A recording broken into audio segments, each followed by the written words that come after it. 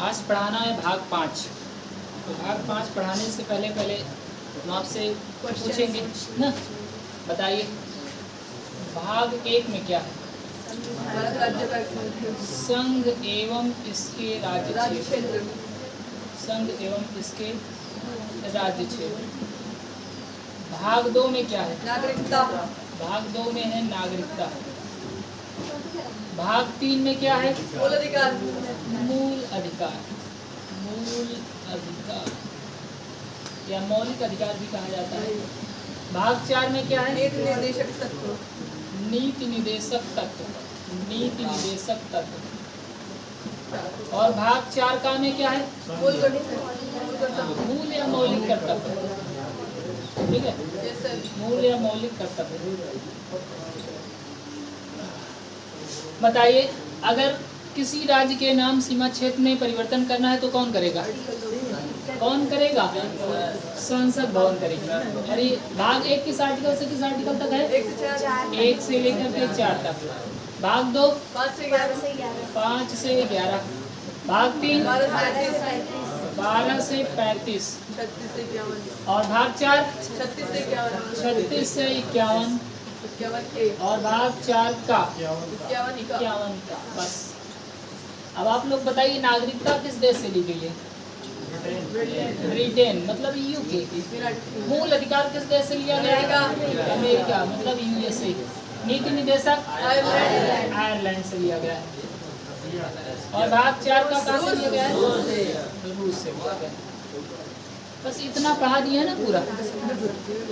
आज पढ़ाना है आपको भाग 5। इसे कहते हैं सेंट्रल गवर्नमेंट या संघ सरकार। संघ सरकार या केंद्र सरकार, जो भी बोलना चाहें। संघ सरकार या केंद्र सरकार। तो भाग 5 बहुत ही महत्वपूर्ण है। अगर आपने पूरा पॉलिटी पढ़ा और भाग 5 नहीं पढ़ा तो समझ लीजिए कुछ नहीं पढ़ा, क्योंकि इसी में तो सब कुछ है। अभी हम आपको बताते हैं कि भाग 5 में क्या क्या चीज़ें हैं। इसको इरेज करते हैं भाई, क्योंकि ये सारी चीज़ें पढ़ा दी गई हैं आपको। बस सब भाग 5 देखिए भाई, अगर आपने भाग 5 पढ़ लिया तो आपको भाग 6 अपने आप ही आ जाएगा। इसमें सिर्फ आर्टिकल चेंज करना रहेगा बस। जैसे भाग 5 में पहले राष्ट्रपति है। सबसे पहले किसकी चर्चा होगी? राष्ट्रपति। ऐसे ही भाग 6 में राज्यपाल की चर्चा होगी। राज्यपाल। भाग 5 में उसके बाद उपराष्ट्रपति हैं। उपराष्ट्रपति। लेकिन दुख की बात यह है कि भाग 6 में उपराज्यपाल नहीं है, तो यहाँ पर खाली है। ठीक है, उपराज्यपाल नहीं होते हैं। आगे देखते हैं। इसके बाद इसमें आपको एजी के बारे में पढ़ना पड़ेगा। एजी मतलब समझते हैं? Attorney general. और यहाँ पर आपको एजी पढ़ना पड़ेगा। एजी का मतलब अटॉर्नी जनरल और एजी का मतलब एडवोकेट जनरल। ठीक है, इसमें आपको संसद भवन के बारे में पढ़ना पड़ेगा। और भाग 6 में आपको विधानमंडल के बारे में पढ़ना पड़ेगा। विधानमंडल। भाग 6 में भाग 5 में आपको सांसदों के बारे में पढ़ना पड़ेगा। सांसद मतलब लोकसभा सांसद और राज्यसभा सांसद। और आपको भाग 6 में क्या पढ़ना पड़ेगा? विधायकों के बारे में पढ़ना पड़ेगा। विधायक, विधानसभा के विधायक और विधान परिषद के विधायक। इंग्लिश में इनको कहते हैं एमपी। क्या कहते हैं? एमपी। और इन्हें कहते हैं एमएलए।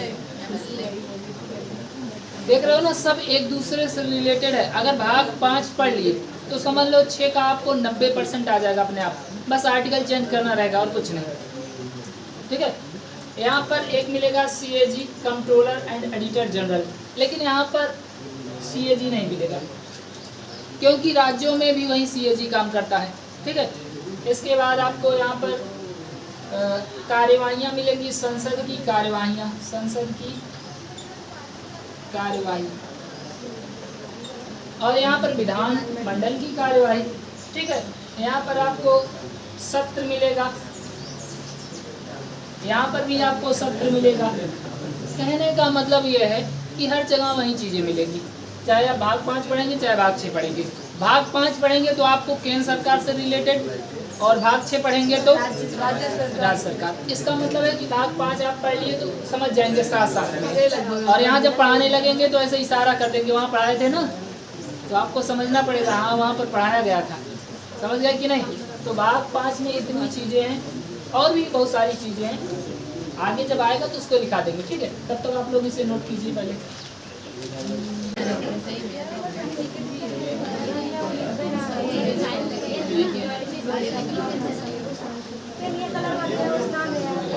देखिए भाई इधर ध्यान से, भाग 5 में है केंद्र सरकार,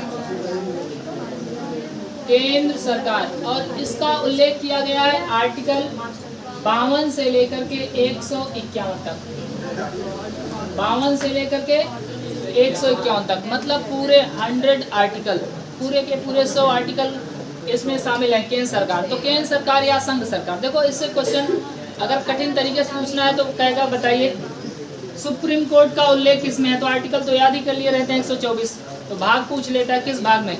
जैसे आपको पता होगा कि संपत्ति का अधिकार किस में रखा गया है, 301 का, लेकिन किस भाग में रखा गया है, तो बंद हो गया ना, भाग 12 वित्त संपत्ति संविदा, तो इसके अंदर से भी पूछा जा सकता है, ठीक है? तो हम बता दिए हैं कौन कौन सी चीज़ें, जैसे सुप्रीम कोर्ट, हाई कोर्ट, जो भी सुप्रीम कोर्ट इसी में, हाई कोर्ट भाग 6 में है, डिस्ट्रिक्ट कोर्ट भाग 6 में है। यहाँ से शुरू करते हैं राष्ट्रपति। राष्ट्रपति सुनिए भाई ध्यान से, तो आर्टिकल 52 से शुरू होगा, अनुच्छेद 52। अनुच्छेद 52 में बोला गया है कि भारत का एक राष्ट्रपति होगा। भारत का क्या होगा? एक राष्ट्रपति होगा। और ये जो भारत के राष्ट्रपति का पद है इसे लिया गया है इंग्लैंड से। कहाँ से लिया गया है? इंग्लैंड से लिया गया है। तो आर्टिकल 52 में बोला है कि भारत का एक राष्ट्रपति होगा। इसका मतलब है कि राष्ट्रपति के पद की चर्चा आर्टिकल 52 में है। किसमें है? आर्टिकल 52। तो याद करना कितना आसान है। देखो 51 तक तो वहाँ पर भी था, 52 से याद कर लो। 52 नखरे, 52 नखरे किसके हो सकते हैं? राष्ट्रपति के होंगे ना। 52 नखरे किसके होंगे? राष्ट्रपति। यहीं से राष्ट्रपति की शुरुआत होगी। आर्टिकल 52 राष्ट्रपति का पद, और कहाँ से लिया गया है? ब्रिटेन से। हाँ, ब्रिटेन, इंग्लैंड जो भी बोला जाए, यूके बोला जाए, सब वही। देखो भारत के राष्ट्रपति को कदापि, भारत के राष्ट्रपति का पद अमेरिका से बिल्कुल नहीं लिया गया है। अगर अमेरिका से भारत के राष्ट्रपति का पद लिया गया होता तो जिस तरीके से अमेरिका का राष्ट्रपति पावरफुल होता है उसी तरीके से भारत का राष्ट्रपति भी पावरफुल होता है ना। लेकिन यहाँ पर पावरफुल कौन होता है? प्रधानमंत्री होता है। इसका मतलब उसकी तुलना की ही नहीं जा सकती। भाई समान गुण धर्म के आधार पर तुलना की जाती है कि नहीं?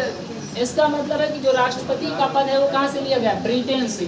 या कभी कभी ऐसा नहीं बोलता एग्जाम में, कहता है कि भारत के राष्ट्रपति के बारे में कौन सा कथन सत्य है, तो इसमें लिखेगा भारत के राष्ट्रपति की तुलना ब्रिटेन के राजा या रानी से की गई है। तो ऐसे भी कहा जा सकता है, सम्राट से की गई है। तो आर्टिकल 52 में क्या है? राष्ट्रपति का पद, राष्ट्रपति का पद। 52 में क्या है? राष्ट्रपति का पद। मतलब हम कह सकते हैं कि भारत में एक राष्ट्रपति होगा, भारत का राष्ट्रपति, और इसे कहां से लिया गया है? ब्रिटेन से। ठीक है, ब्रिटेन के राजा या रानी से इनकी तुलना की जाती है। सीधा सीधा कह सकते हैं राष्ट्रपति का पद ब्रिटेन से लिया गया। अब कुछ लोग कंट्रोवर्सी इस बात की करते हैं कि सर ब्रिटेन में तो राष्ट्रपति होता ही नहीं है, तो यहाँ पर राष्ट्रपति कैसे हो गया? तो उसका गुण लिया गया है। ब्रिटेन के राष्ट्रपति की इज्जत जैसे ब्रिटेन में होती है वैसे ही हमारे राष्ट्रपति की इज्जत भारत में होती है। एकदम समान गुण धर्म के आधार पर तुलना की गई है और कुछ नहीं। समझ गए कि नहीं? तो ब्रिटेन से क्या लिया गया है? राष्ट्रपति का पद लिया गया है, या ब्रिटेन के राजा रानी या सम्राट से भारत के राष्ट्रपति की तुलना की जाती है। समझ गया? वैसे भी भारत में राष्ट्रपति को कहा गया है रबर की मुहर। क्या कहा गया है? रबर की मुहर। अब इसका मतलब क्या होता है कि राष्ट्रपति का काम ये होगा कि जब कोई विधेयक पारित हो जाए तो उस पे जाके स्टंप लगा दे, सिग्नेचर कर दे, बस अंतिम। जैसे देखो ये नारी शक्ति वंदन अधिनियम 106वां अधिनियम बना कि नहीं, तो इस पर फाइनली किसने साइन किया? राष्ट्रपति ने किया, 29 तारीख को किया था और ये बन गया कानून। लेकिन अगर राष्ट्रपति नहीं करता तो क्या कानून बनता? नहीं बनता। तो राष्ट्रपति को हमारे यहाँ रबर की मुहर कहा जाता है। मतलब अंत में तुमको उठा के लाके सिग्नेचर करवा लेंगे, बस और कुछ नहीं। सारा काम प्रधानमंत्री मंत्रिपरिषद मिलकर करेगी, लेकिन नाम किसका होगा? राष्ट्रपति ने किया। समझ गए कि नहीं? तो 52 में क्या है? राष्ट्रपति का पद। अब राष्ट्रपति का जब पद बनाया गया है तो राष्ट्रपति भाई काम भी करेगा, राष्ट्रपति के पास शक्ति भी तो दी जाएगी। जैसे अब किसी को बना दो कहीं किसी चीज का अध्यक्ष और उसे कोई पावर ही ना दो, जैसे मान लो यहाँ पर हमको सिर्फ पढ़ाने की बुलेट, अब हम पढ़ा रहे हैं, अब कोई बोल रहा है, उदंडता कर रहा है, मारपीट कर रहा है और हम ना बोलें, हम बोले ना इसलिए क्योंकि हमको बोलने की शक्ति नहीं दी गई। कहा सिर्फ आप पढ़ाना, कोई क्या कर रहा है उसे मतलब नहीं, तो कोई मतलब रह जाएगा पढ़ाने का? कोई मतलब नहीं रह जाएगा। तो राष्ट्रपति का पद अगर बनाया गया है तो राष्ट्रपति का जब पद बनाया गया तो इन्हें कार्य करने के लिए शक्ति भी दी गई होगी। तो अगला आर्टिकल इनके कार्य से रिलेटेड है। तो 52 में है राष्ट्रपति का पद, जो कि ब्रिटेन से लिया गया है। उसके बाद आता है अनुच्छेद 53। अनुच्छेद 53 में बोला गया है कि संघ की कार्यपालिका शक्ति, संघ की कार्यपालिका शक्ति, कार्यपालिका शक्ति, संघ की कार्यपालिका शक्ति राष्ट्रपति में निहित होगी, राष्ट्रपति में निहित होगी। समझ गए कि नहीं? आर्टिकल 53 में क्या बोला गया है? संघ की कार्यपालिका शक्ति राष्ट्रपति में निहित होगी। अब संघ की कार्यपालिका शक्ति क्या होती है भाई? संघ तो बता दिए मतलब केंद्र सरकार। तो यहाँ पर आपको कम से कम 3 चीजों को समझना पड़ेगा, नहीं तो आप कार्यपालिका समझ नहीं पाएंगे। देखिए, सरकार के मुख्यतः 4 अंग होते हैं। कौन कौन से होते हैं? लेकिन यहाँ पर हम 3 अंग का उल्लेख करने वाले हैं। पहला विधायिका, दूसरा है कार्यपालिका और तीसरा है न्यायपालिका। ठीक है, विधायिका, कार्यपालिका, न्यायपालिका। इसी विधायिका को व्यवस्थापिका भी कहा जाता है। नहीं तो कुछ लोग सोचे कि ये तो क्या पढ़ा दिए, व्यवस्थापिका। ठीक है, विधायिका, कार्यपालिका, न्यायपालिका। तो इन तीनों का अलग अलग काम होता है और हम आपको बताएंगे अभी कि ये तीनों चीजें कैसे बनी हुई है। देखिए, विधायिका किसे कहते हैं? विधायिका का काम होता है कानून का निर्माण करना, कानून बनाना। क्या करना? कानून बनाना। अब बताइए, जो नया कानून बना नारी शक्ति वंदन अधिनियम, इसको पारित करने का काम किसने किया होगा? सांसदों ने किया होगा। सांसदों ने किया कि नहीं भाई? सांसद लोग सिग्नेचर किए। केवल 2 ऐसे सांसद थे जिन्होंने सिग्नेचर नहीं किया था, बाकी सब के सब लोगों ने सिग्नेचर किया। अब भाई बिल ही इतना अच्छा था, महिलाओं को अब सांसद बनने का मौका मिलेगा। जाओ एकदम नेताई करो, नेता बन जाओ, नेता नहीं नेत्री बन जाओ। लेकिन फिलहाल ये 2024 के चुनाव में लागू नहीं होगा, क्योंकि जब परिसीमन होगा तभी तो लागू होगा। जब सीटें बढ़ाई जाएंगी तभी तो आरक्षण दिया जाएगा। 33% आरक्षण दिया गया है, मतलब संसद भवन में 33% सीटें जो है महिलाओं के लिए आरक्षित हो गई है। तो उस पर केवल महिला सांसद बनेगी। तो विधायिका का काम क्या है? विधायिका का काम है कानून बनाना। क्या बनाना? कानून बनाना। इसे इंग्लिश में कहते हैं लेजिस्लेटिव। कार्यपालिका का काम क्या होता है? तो कार्यपालिका का काम होता है कानून को लागू कराना। ठीक है, कार्यपालिका का काम कानून को लागू कराना और न्यायपालिका का काम न्याय करना या सजा देना, और सजा देना। और कभी कभी संविधान की व्याख्या करना। संविधान की व्याख्या करना हम क्यों कह रहे हैं? जैसे कभी कभी कुछ मामले ऐसे होते हैं जो संविधान में स्पष्ट रूप से नहीं लिखे गए हैं, तो ये मामला कोर्ट में जाएगा और कोर्ट में जाता है तो वो एक वाद का स्वरूप लेता है। आपने सुना होगा केशवानंद भारती बनाम केरल राज्य, मिनर्वा मिल्स, बहुत सारा वाद सुना होगा ना। तो वाद में अगर कोर्ट ने कोई फैसला दे दिया तो कोर्ट के द्वारा दिया गया एक फैसला नजीर होता है, एक कानून बन जाता है। आर्टिकल 129 कहता है कि सुप्रीम कोर्ट अपने आप में अभिलेख है, मतलब उसने अगर एक बात बोल दिया ना तो समझ लो कानून बन गया। समझ गए कि नहीं? तो न्यायपालिका का काम क्या होता है? न्याय करना या सजा देना। और साथ साथ में ही संविधान में अगर कोई कमियां आ गई तो संविधान की व्याख्या करना। क्या करना? संविधान की व्याख्या करना। तो आप तीनों का काम समझ गए होंगे। किनका काम क्या है? विधायिका का काम होता है कानून बनाना। विधायिका में हम संसद भवन को ले सकते हैं कि नहीं भाई? संसद भवन में ही तो सांसद लोग होते हैं। कार्यपालिका का काम होता है कानून को लागू कराना और न्यायपालिका का काम होता है न्याय करना या सजा देना और संविधान की व्याख्या करना। देखो भाई ध्यान से सुनिए, विधायिका मतलब आप समझिए संसद भवन होता है, संसद भवन में लोकसभा राज्यसभा, यहाँ पर 545 मेंबर, यहाँ पर 245 मेंबर। तो ये सब के सब सांसद कहलाते हैं। क्या कहलाते हैं? सांसद। तो संसद भवन में जितने भी सदस्य होते हैं हम उन्हें विधायिका का मेंबर कह सकते हैं कि नहीं? लेजिस्लेटिव के मेंबर हैं ये, क्योंकि ये लोग कानून बनाते हैं भाई। जब कोई कानून बनता है तो सिग्नेचर करने का काम इन्हीं लोगों का होता है। तो हम जितने भी लोकसभा या राज्यसभा के सांसद हैं हम सबको क्या कह सकते हैं कि ये विधायिका के मेंबर हैं, ये कानून बनाने में भागीदारी लेते हैं। अब आती है कार्यपालिका। क्या होती है भाई? कार्यपालिका तो जितने सांसद या विधायक मंत्री बन जाते हैं। क्या बन जाते हैं भाई? लोकसभा और राज्यसभा से ही तो मंत्री बनते हैं। तो यहाँ से जो मंत्री बन जाएंगे वो कार्यपालिका के मेंबर कहलाएंगे। लेकिन जरूरी नहीं कि केवल मंत्री लोग ही कार्यपालिका के मेंबर कहलाएंगे। भाई आप बताइए, अगर मान लीजिए कोई कानून लागू कराना है तो क्या मंत्री जी आएंगे कहेंगे चलो इस कानून को लागू कराया जाए? मंत्री जी को थोड़ी ना आते हैं। मंत्री के नीचे होते हैं सचिव। कौन होता है? सचिव। और सचिव के नीचे होते हैं ऑफिसर्स। कौन होता है? ऑफिसर्स। इनके नीचे होते हैं एम्प्लॉय, कर्मचारी। ये सब मिलके कहलाते हैं कार्यपालिका। जैसे कोई सरकारी नौकरी कर रहा है ना, समझ लीजिए वो कार्यपालिका का मेंबर है, वो भी तो काम कर रहा है। जितने सचिव हैं वो क्या है? कार्यपालिका के मेंबर।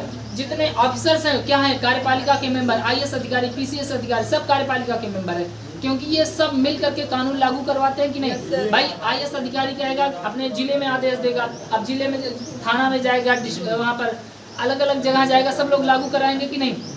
तो ये सब के सब मतलब मंत्री हो गया, सचिव हो गए, ऑफिसर्स हो गए, एम्प्लॉयज हो गए, ये सारे के सारे लोग कार्यपालिका के मेंबर कहलाएंगे, क्योंकि यही लोग कानून को लागू कराते हैं। भाई जैसे मान लीजिए आपके जिले में अवकाश होना है, छुट्टी होनी है अचानक से। अगर छुट्टी होनी है तो DM महोदय क्या करेंगे? लिखित रूप में देते हैं कि नहीं आज विद्यालय बंद रहेगा। तो लागू कराने का काम वही तो कर रहे हैं। अगर मान लो कोई विद्यालय ना बंद करे तो क्या DM साहब खुद आएंगे?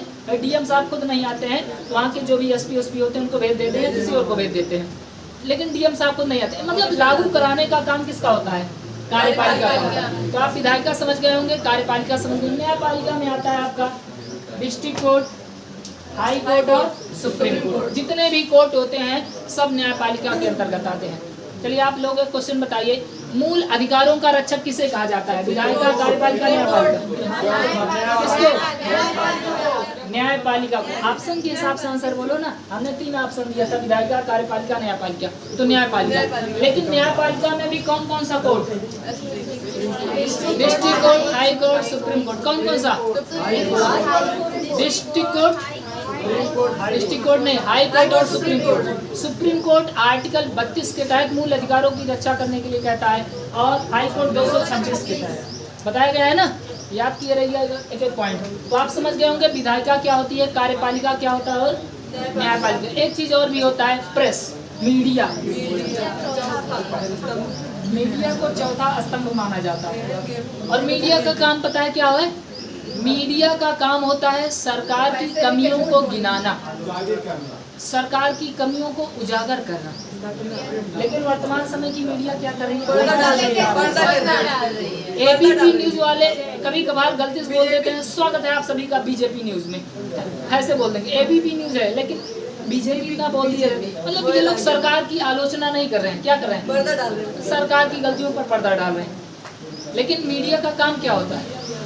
फिलहाल ये सारा काम इस समय सोशल मीडिया पर किया जा रहा है। किया जा रहा है कि नहीं? सारा अच्छा काम सोशल मीडिया पर किया जा रहा है, लेकिन कुछ सोशल मीडिया पर गलतफहमी भी फैलाई जाती है। तो आप लोग विधायिका और कार्यपालिका लिख लिए होंगे, समझ गए कि नहीं? विधायिका क्या होती है, कार्यपालिका और न्यायपालिका क्या होती है, समझ गए ना?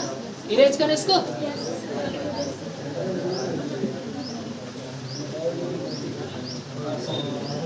सुनिए भाई ध्यान से, आर्टिकल 53 में क्या लिखा गया है? संघ की कार्यपालिका शक्ति राष्ट्रपति में निहित होगी। और साफ साफ यहाँ पर यह भी लिखा गया है कि वो अपनी इस शक्ति का प्रयोग स्वयं नहीं करेगा, बल्कि प्रधानमंत्री तथा अन्य मंत्रियों से कराएगा। राष्ट्रपति इस शक्ति का प्रयोग स्वयं नहीं करेगा, किससे कराएगा? प्रधानमंत्री और अन्य मंत्रियों से इसका प्रयोग कराएगा। इसका मतलब यह है कि ये खुद काम नहीं करेंगे, राष्ट्रपति महोदय खुद काम नहीं करेंगे, बल्कि किसी और से काम कराएंगे। तो हम इन्हें कह सकते हैं कि ये औपचारिक प्रमुख है, औपचारिक या नाम मात्र के। अंग्रेजी में ऑफिशियल्स। औपचारिक शक्ति किसके पास होती है? राष्ट्रपति के पास। नाम मात्र की शक्ति राष्ट्रपति के पास। नाम मात्र की है कि सारी शक्ति राष्ट्रपति के पास है, लेकिन इसका यूज क्या राष्ट्रपति करते हैं? नहीं करते हैं। जैसे कोई एक आदमी है, एकदम अपने जीवन का सशक्त व्यक्ति रहा है, वो अपने जीवन में हमेशा अपनी ही सुनता है, लेकिन उसकी हो गई शादी, हो गया, अब क्या बन जाएगा? राष्ट्रपति बन जाएगा। अब वो अपनी नहीं सुन सकता है, अब उसे किसकी सुनना पड़ेगा? प्रधानमंत्री की। समझ गए कि नहीं?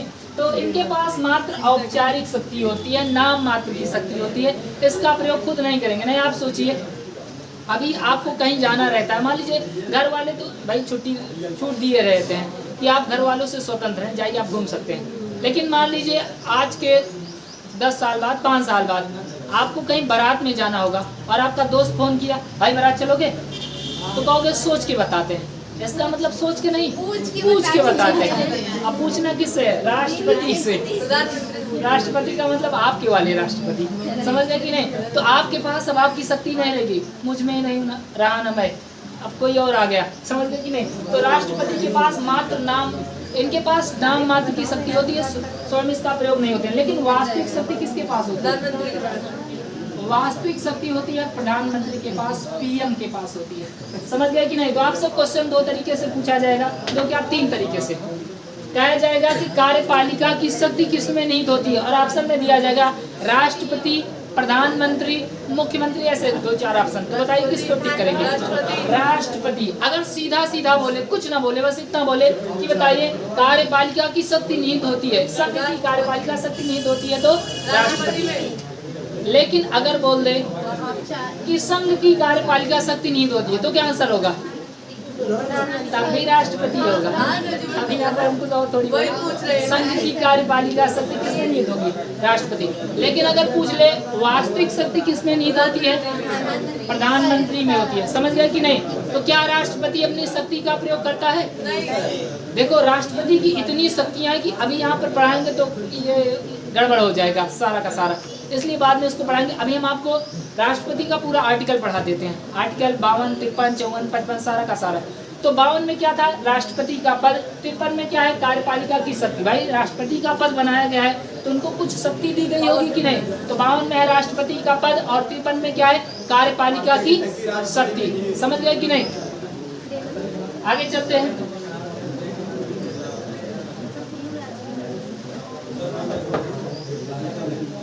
आर्टिकल 54। आर्टिकल 54 देखिए भाई, बहुत महत्वपूर्ण आर्टिकल है।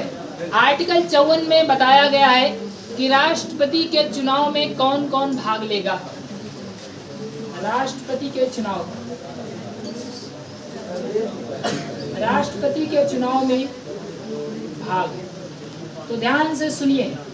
आर्टिकल 54 में बोला गया है कि राष्ट्रपति के चुनाव में कौन कौन भाग लेगा, और आर्टिकल 55 जब आप पढ़ेंगे ना, वहाँ पर है कोटा, और कोटा का मतलब ये होता है कि राष्ट्रपति के निर्वाचन की रीति, मेथड, राष्ट्रपति के निर्वाचन की रीति। तो आर्टिकल 54 पहले समझते हैं, क्योंकि ये बहुत महत्वपूर्ण है। इससे हर पेपर में एक क्वेश्चन पूछा जाता है पक्का। अभी आप लोगों को लग रहा होगा कि 54 में ऐसा क्या चीज़ है, आखिर वो कौन सी चीज़ है जो बच्चों को डरा रही है ना? तो आर्टिकल 54 आप देखेंगे तो पता चलेगा। आर्टिकल 54 में राष्ट्रपति के चुनाव में भाग, तो कौन कौन भाग लेगा? देखिए यहाँ पर लिखा गया 54, और 54 में आपको 4 दिख रहा है ना, तो 54 से याद कर लीजिए कि राष्ट्रपति के चुनाव में 4 प्रकार के लोग भाग लेते हैं। अब कौन कौन से लोग भाग लेते हैं भाई? सबसे पहली चीज, राष्ट्रपति का जब चुनाव कराना होता है तो चुनाव कराने की जिम्मेदारी होती है इलेक्शन कमीशन ऑफ इंडिया। राष्ट्रपति के चुनाव को कराने की जिम्मेदारी किसकी होती है? Election commission of India. और इसका उल्लेख किया जाएगा 324 में, आर्टिकल 324 में है निर्वाचन आयोग, हिंदी में कहते हैं। तो निर्वाचन आयोग का उल्लेख किया गया 324 में, और राष्ट्रपति का निर्वाचन कौन करवाता है? यही संस्था कराती है। कौन? Election commission of India. समझ गया कि नहीं? लेकिन ऐसा नहीं कि केवल राष्ट्रपति का ही चुनाव कराती है इलेक्शन कमीशन, और भी लोगों का कराती है। जैसे इलेक्शन कमीशन और किसका कराती है? इलेक्शन कमीशन राष्ट्रपति का तो कराती है, राष्ट्रपति के साथ साथ उपराष्ट्रपति का भी कराती है। किसका? उपराष्ट्रपति। इलेक्शन कमीशन ऑफ इंडिया किसका किसका निर्वाचन कराती है? राष्ट्रपति का निर्वाचन कराती है, उपराष्ट्रपति का निर्वाचन कराती है, सांसदों का निर्वाचन कराती है। सांसदों का निर्वाचन कौन कराता है? Election commission of India. और विधायकों का भी निर्वाचन नहीं करवाता है विधायक। समझ गए कि नहीं? चाहे लोकसभा सांसद हो, चाहे राज्यसभा सांसद हो, चाहे विधानसभा के विधायक हो और चाहे विधान परिषद के विधायक हो। तो आपको ये बात याद रखना है कि जो इलेक्शन कमीशन ऑफ इंडिया है ये केवल राष्ट्रपति का ही निर्वाचन नहीं कराता है, बल्कि किसका किसका कराता है? राष्ट्रपति, उपराष्ट्रपति, सांसद, विधायक। अच्छा बताइए, 2024 में जो चुनाव होगा, इस चुनाव का आयोजन कौन कराएगा? इलेक्शन कमीशन ऑफ इंडिया ही तो कराएगा, क्योंकि लोकसभा का चुनाव होना है और लोकसभा के चुनाव में सांसद को ही तो चुना जाता है। समझ गए कि नहीं? तो राष्ट्रपति का निर्वाचन कौन कराता है? Election commission of India. कौन? Election commission of India. और किस आर्टिकल में है? आर्टिकल 324 में है। सीधा पूछ लिया जाता है कि निर्वाचन आयोग का उल्लेख किस आर्टिकल में किया गया? तो आर्टिकल 324 में। समझ गए कि नहीं? आगे देखते हैं भाई।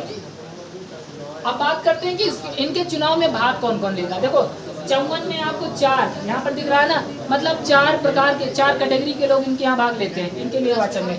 पहला लोकसभा, राज्यसभा, विधानसभा और दिल्ली और पांडिचेरी के सभी निर्वाचित सदस्य, निर्वाचित इलेक्टेड।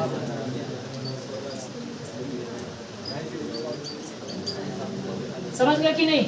लोकसभा, राज्यसभा, विधानसभा, दिल्ली और पांडिचेरी के निर्वाचित सदस्य। इस बात को एकदम अपने जहन में बैठा लेना, निर्वाचित सदस्य।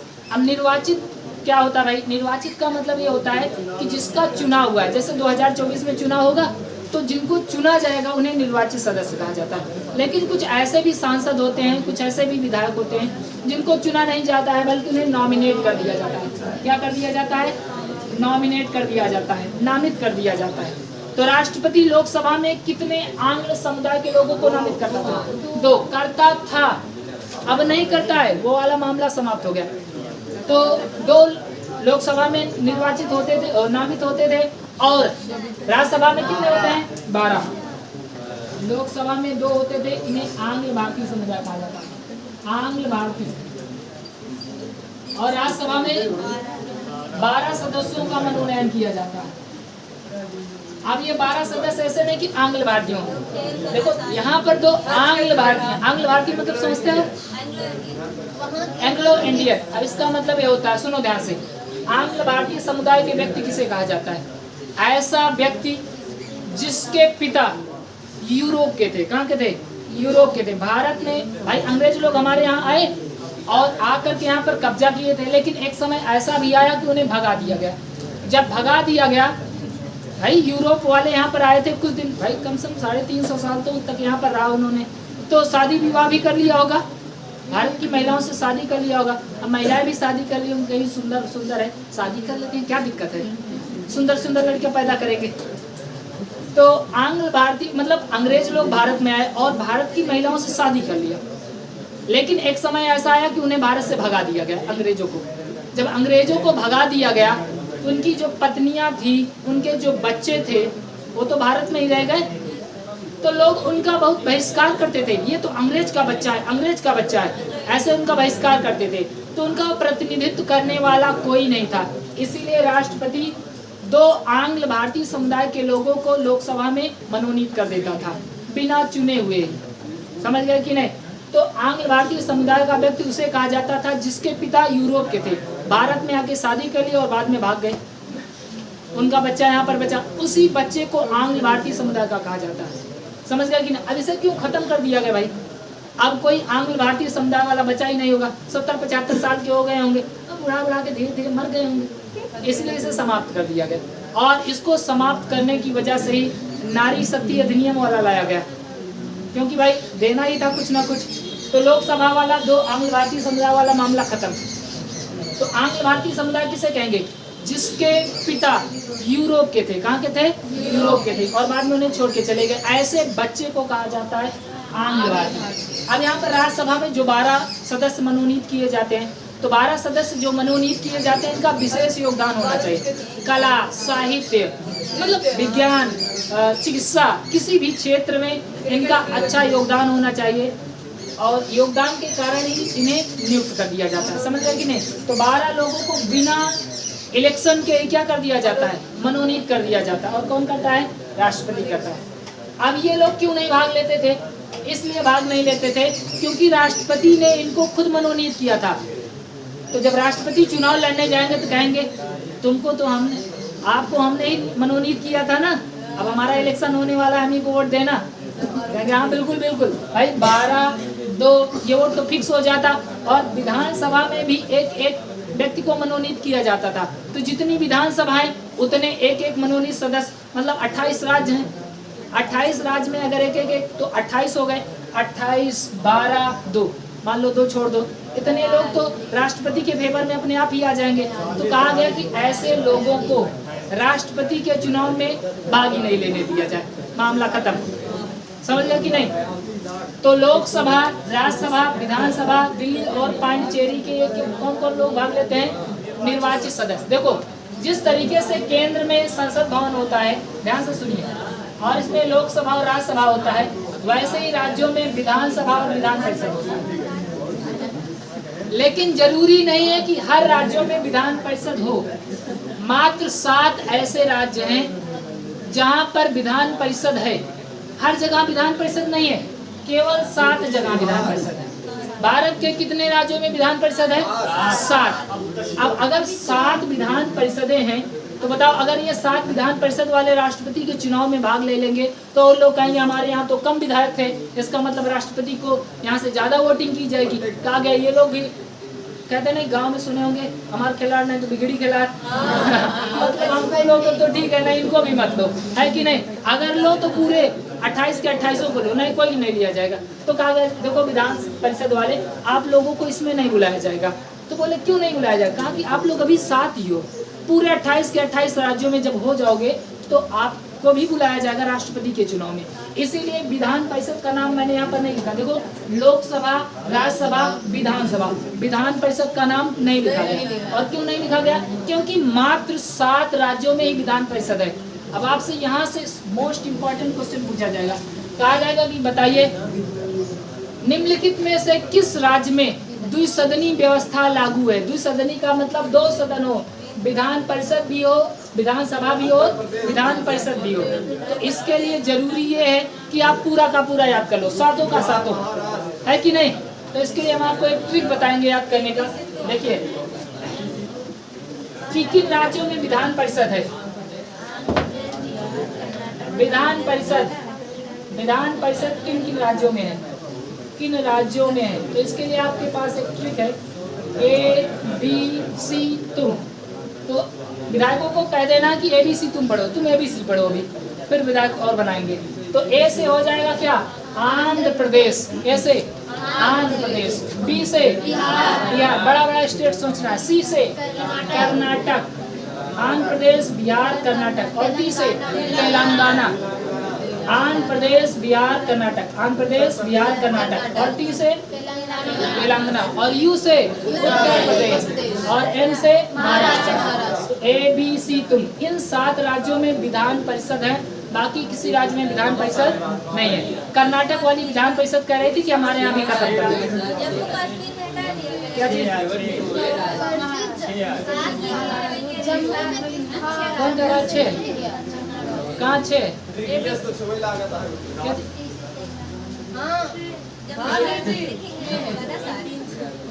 आंध्र प्रदेश, बिहार, कर्नाटक।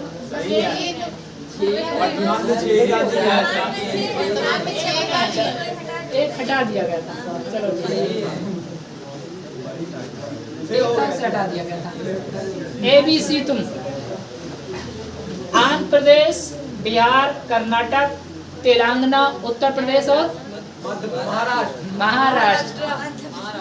मध्य प्रदेश नहीं, महाराष्ट्र। समझ गए कि नहीं? तो इन राज्यों में क्या लागू है? द्विसदनी व्यवस्था, मतलब यहाँ पर विधान परिषदें हैं। समझ गए कि नहीं? बाकी विधानसभा कहाँ कहाँ है? विधानसभा किन राज्यों में है? अरे विधानसभा तो हर राज्यों में, जितने राज्य हैं हर राज्य में विधानसभा है। विधान परिषद कुछ ही राज्यों में, ठीक है। कर्नाटक, आंध्र प्रदेश, बिहार, कर्नाटक, तेलंगाना, उत्तर प्रदेश और महाराष्ट्र। समझ गए कि नहीं? चलिए भाई आगे चलते हैं। ऊपर वाला इरेज कर देना, ये इसमें कोई काम नहीं है।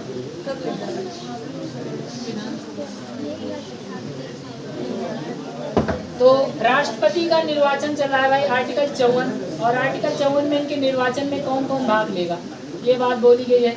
तो 4 दिख रहा है, तो 4 प्रकार के लोग भाग लेंगे। कौन कौन? विधानसभा, राज्यसभा, लोकसभा, राज्यसभा, विधानसभा, दिल्ली और पांडिचेरी के निर्वाचित सदस्य, ठीक है। तो 4 प्रकार के लोग यहाँ पर भाग लेंगे। और इनका चुनाव कौन कराएगा? Election commission of India. कौन कराएगा? Election commission of India. पहला पॉइंट, दूसरा पॉइंट, तीसरा पॉइंट। अब सुनिए भाई, राष्ट्रपति का जो निर्वाचन होता है वो अप्रत्यक्ष रूप से होता है। कैसे होता है? अप्रत्यक्ष रूप से। अब अप्रत्यक्ष रूप क्या होता है? जैसे आपके गांव में प्रधान का चुनाव होता होगा। जब प्रधान का चुनाव होता है तो कैसे चुनते हैं? सीधा जाता है प्रधान नहीं रहते, मतलब प्रधान को डायरेक्ट चुन लेते हैं। लेकिन अगर राष्ट्रपति का चुनाव करना है तो ऐसा नहीं होता है। पहले आप चुनते हैं किसे? आप चुनते हैं अपने सांसद को या विधायक को। भाई सांसद और विधायक को आप चुनते हैं। और ये लोग देखो, हम लोग किसे चुनते हैं? हम लोग चुनते हैं एमपी और एमएलए को, मतलब सांसद और विधायक को। और ये एमपी और एमएलए किसे चुन लेते हैं? राष्ट्रपति को, प्रेसिडेंट को चुन लेते हैं। समझ गए नहीं? तो देखो अप्रत्यक्ष है कि नहीं। जैसे मान लीजिए मुझे आपसे कुछ कहना, किसी से भी कुछ कहना, तो मैं उससे डायरेक्ट ना बोलूं, किसी से बोलूं वो जाके बोले, इसे कहते हैं अप्रत्यक्ष। आप लोगों ने इंटर में पढ़ा होगा ना, डायरेक्ट एंड इनडायरेक्ट स्पीच। वक्ता के कथन को ज्यों का त्यों ना कहकर घुमा फिरा के कहना क्या कहलाता है? इनडायरेक्ट स्पीच कहलाता है। तो हम लोग डायरेक्ट नहीं चुनेंगे, बल्कि पहले हम अपने एमपी और एमएलए को चुनेंगे। और यही एमपी और एमएलए किसे चुनेंगे? हमारे प्रेसिडेंट को चुनेंगे। समझ गए कि नहीं? तो राष्ट्रपति का निर्वाचन कैसा होता है? अप्रत्यक्ष। इसीलिए जब राष्ट्रपति का निर्वाचन होता है ना, तो बहुत से लोगों को पता भी नहीं चलता है कब बन गया, कब कौन राष्ट्रपति बन गया, क्योंकि हम चुनने थोड़ी ना जाते हैं। लेकिन जैसे ही सरकार बनती है, लोकसभा का चुनाव होता है, सबको पता चल जाता है कि लोकसभा में अब की बार इसकी सरकार बनी है, उनकी सरकार बनी है, पता चल जाता है। क्यों? क्योंकि हम उन्हें डायरेक्ट चुनते हैं। बल्कि हम राष्ट्रपति को डायरेक्ट नहीं चुनते हैं, बल्कि इनडायरेक्ट चुनते हैं। पहले हम इन्हें चुनेंगे और ये लोग इन्हें जाके चुनेंगे। लेकिन हम चाहे जिसे चुने वो हमारी नहीं सुनते हैं, बल्कि हमें धुनते हैं। कोई भी हमारी नहीं चुनते, हम चाहे जिसे चुने। समझ गए कि नहीं? तो आप लोगों ने समझ लिया होगा 3 पॉइंट यहाँ पर कि राष्ट्रपति का निर्वाचन जो होता है इसमें 4 संस्था के लोग भाग लेते हैं। कौन कौन? लोकसभा, राज्यसभा, विधानसभा और दिल्ली पांडिचेरी के सदस्य। और इनका निर्वाचन कौन कराता है? Election commission of India, Bharat का निर्वाचन आयोग। उसके बाद इनका निर्वाचन कैसा होता है? अप्रत्यक्ष निर्वाचन होता है। और चौथी बात, इनका निर्वाचन होता है एकल संक्रमणीय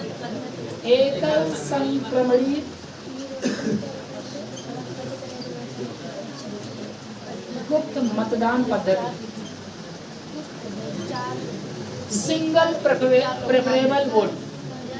एकल संक्रमणीय मत पद्धति क्या होती है? इसका मतलब ये होता है कि राष्ट्रपति के चुनाव में जितने लोग खड़े होंगे, मान लीजिए राष्ट्रपति का चुनाव होने वाला है, सोचिए फिलहाल होने वाला नहीं है, सोचिए कि राष्ट्रपति के चुनाव में 3 लोग खड़े हैं। कितने लोग?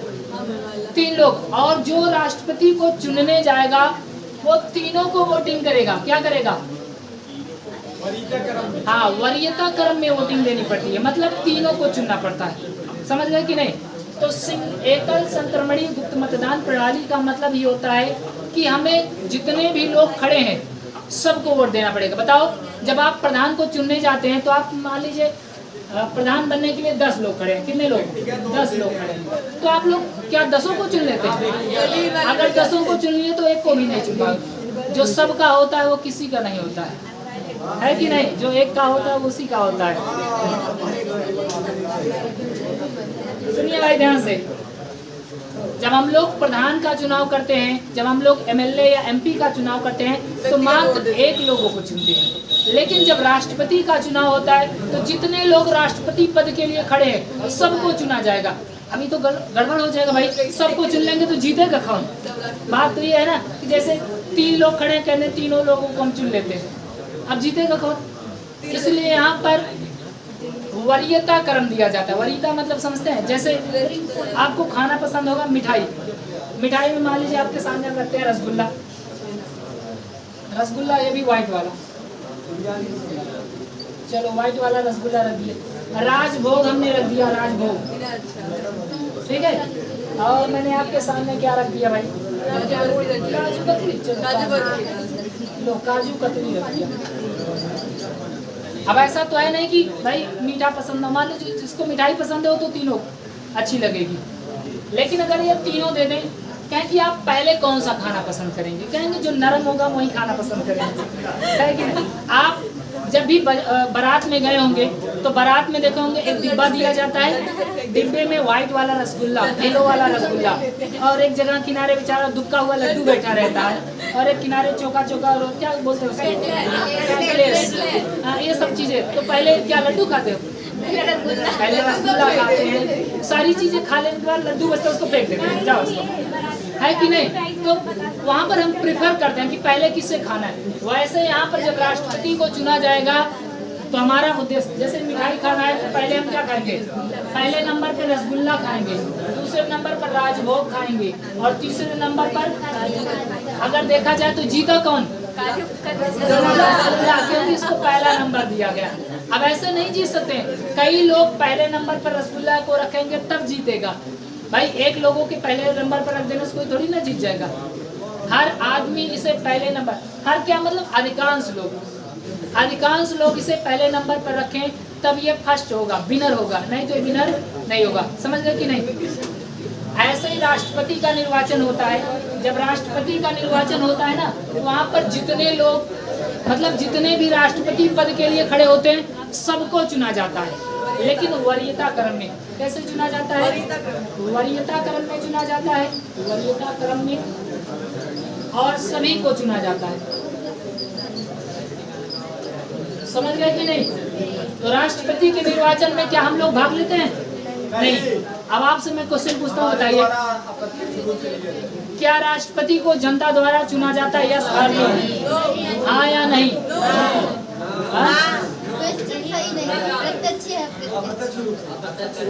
अप्रत्यक्ष रूप से चुना जाता है, जानकारी अधूरी थी।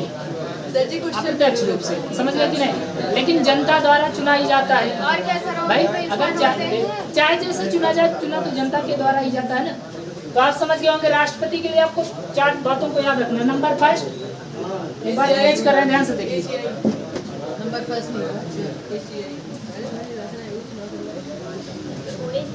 आर्टिकल 54 में राष्ट्रपति के निर्वाचन की बात की गई है।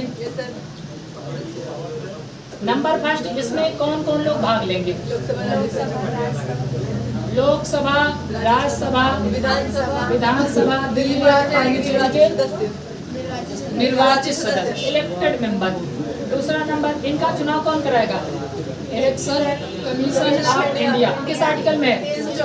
324। बताओ, इलेक्शन कमीशन ऑफ इंडिया जो होता है ये केवल राष्ट्रपति का चुनाव कराता है। किसका?